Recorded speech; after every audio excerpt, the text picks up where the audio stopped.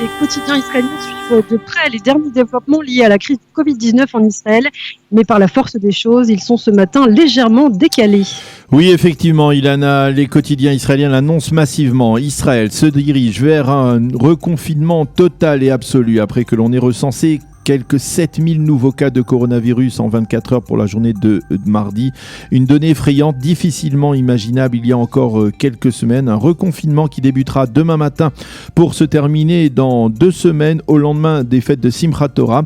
Mais il faut bien le souligner, les quotidiens ne mentionnent pas la confirmation de cette décision faite ce matin par le gouvernement à l'issue d'une réunion marathon qui s'est prolongée durant toute la nuit.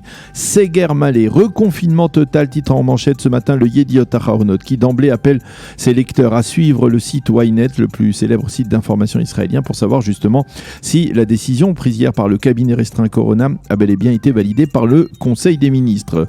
Reconfinement total et hermétique renchérit en manchette ce matin le Israël Hayom, qui parle de démarche douloureuse. Le Israël Hayom explique: ce reconfinement, plus sévère que celui du mois de mars, limite considérablement les manifestations d'une part et les offices de Yom Kippour de l'autre. De facto, les synagogues seront fermées à l'exception de la journée de Kippour où elles seront ouvertes pour un nombre très limité de fidèles. Tous les lieux de travail qui ne sont pas de toute première urgence seront fermés. Les transports en commun, seules les lignes d'urgence comme celles qui conduisent vers les hôpitaux seront maintenues. Et enfin, l'aéroport Ben Gurion devrait être fermé. Le graphe que nous présente ce matin le Israël Hayom en page 2 et 3 est particulièrement impressionnant. Il nous montre la progression de la contamination en un seul mois depuis le 23 août où l'on recensait alors 964 nouveaux cas par jour, jusqu'à hier 23 septembre où l'on en a recensé donc 6948. Les journaux indiquent le coût évalué de ce nouveau reconfinement, quelques 20 milliards de shekels. Et ce, en profitant indirectement du ralentissement naturel de l'activité économique durant la période des fêtes de Tishri. Les quotidiens reviennent ce matin en page intérieure sur ce que l'on peut qualifier de dramatique réunion du cabinet restreint Corona qui a pris des décisions donc draconiennes sans précédent. Les journaux expliquent qu'avant même le début de la réunion, il était convenu que le reconfinement total serait décidé, mais dès le début de la réunion, on s'est focalisé autour d'une équation entre les restrictions dans les manifestations de la rue Balfour et les restrictions dans les synagogues. Un débat à fort accent politique, essentiellement entre le Premier ministre qui réclamait l'arrêt des manifestations et les responsables de Bleu-Blanc comme Avi Nissan-Koren et Gabi Ashkenazi qui défendaient avant tout le droit à manifester. Finalement, après plusieurs heures de délibération, de discussion, Netanyahou et Gantz sont tombés d'accord sur la nécessité d'imposer un véritable couvre-feu qui limite au strict minimum les manifestations et les offices dans les synagogues. Les sites orthodoxes comme le site Kikar HaShabbat insistent sur les messages faits passer hier par le ministre de l'Intérieur et leader du parti Shas Aryeh Deri, selon lesquels il était impossible de fermer les synagogues pendant la journée de Kippour. Mais le site, donc orthodoxe, cite un haut responsable israélien qui a expliqué que le gouvernement avait compris qu'en obtenant le feu vert des grands rabbins, le public orthodoxe respectera mieux les mesures restrictives. Hier, les 2 grands rabbins d'Israël, le Rav David Lo et le Rav Yitzhak Yosef, ont recommandé, on peut dire la mort dans l'âme, de fermer les synagogues pour éviter de nouveaux foyers de contamination. Et finalement, donc une exception très limitée a été faite pour la journée de Kippour. Alors qu'écrivent les éditorialistes, les nombreux éditorialistes qui s'expriment ce matin dans la presse israélienne, commençons par Mati Turfeld dans le Israël Hayom qui écrit: dans une société normale, le gouvernement n'aurait même pas dû aborder la problématique des manifestations car leurs organisateurs eux-mêmes auraient compris la nécessité de les suspendre au moins pendant quelques semaines, comme les fidèles des synagogues ont compris qu'ils ne pouvaient pas rester à l'intérieur des synagogues pendant les journées des fêtes de Tishri. Mais Turfeld reste ce matin optimiste. Nos valeurs communes, comme celle de sauver des vies, sont plus fortes que tout et l'emporteront finalement. Même son de cloche 2 pages plus loin dans l'éditorial du professeur Nadav Davidovitch.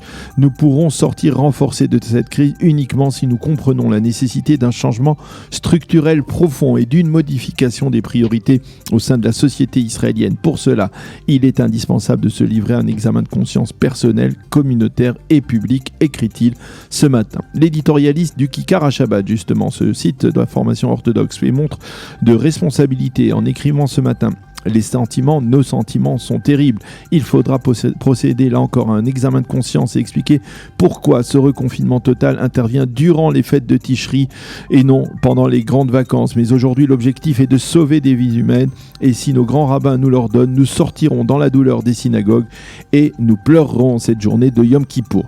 Même si Macadmon, dans le Yediot Aharonot, qui est souvent très acerbe, elle écrit: gauche, droite, religieux, laïcs, juifs et arabes, rien de bien ne se produira si personne n'accepte de céder à ses principes et à ses convictions. Laissons de côté les politiciens. Il nous faut instaurer une convention publique de renoncement. Les manifestants doivent suspendre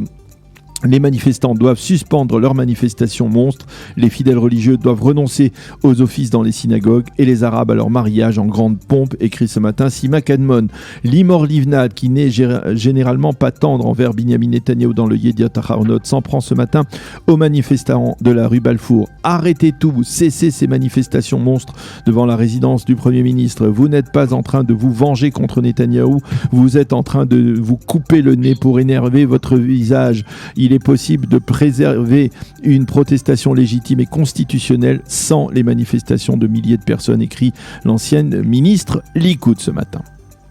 Et nous terminerons sur ce dossier du Covid-19, Daniel, par un éditorial qui dresse un parallèle inattendu.